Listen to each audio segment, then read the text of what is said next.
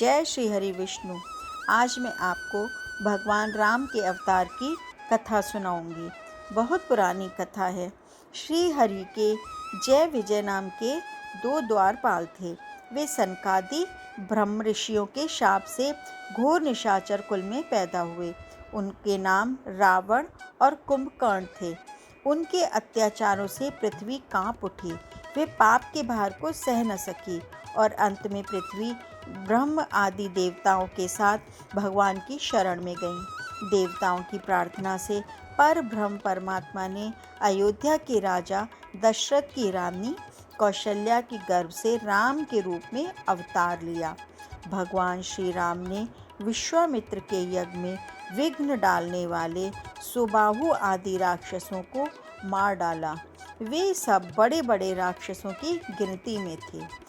जनकपुर में सीता जी का स्वयंवर हो रहा था। वहाँ भगवान शंकर का विशाल धनुष रखा हुआ था। श्री राम ने उस धनुष को तोड़कर सीता जी को प्राप्त कर लिया। राजा दशरथ की आज्ञा से श्री राम का 14 वर्ष का वनवास हुआ।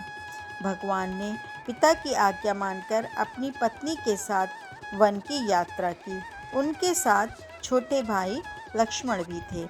वन में पहुंचकर भगवान ने रावण की बहन शूर्पणखा को कुरूप कर दिया, क्योंकि उसकी बुद्धि काम वासना के कारण अशुद्ध थी।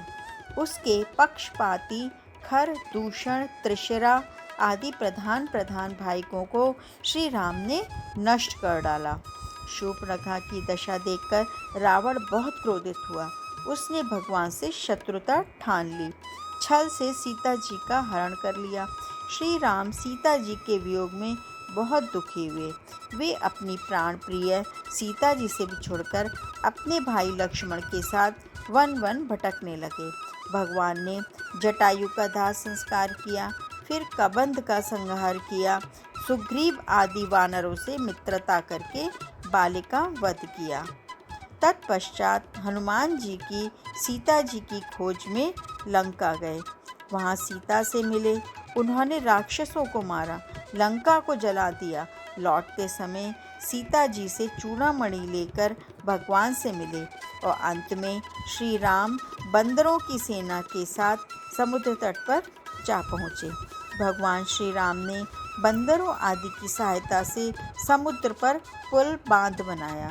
विभीषण की सलाह से भगवान ने नील, सुग्रीव, हनुमान आदि प्रमुख वीरों और वानरी सेना के साथ लंका में प्रवेश किया।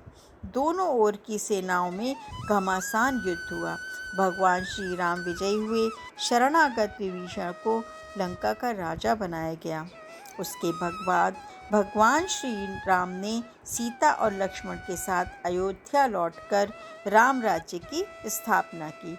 भगवान ने नर लीला करके प्राणी मात्र को प्रेम, नम्रता, सदाचार और माता पिता गुरु की प्रति आदर भाव का संदेश दिया। मर्यादा पुरुषोत्तम भगवान श्री राम को हम सब नमस्कार करते हैं। जय श्री हरि विष्णु।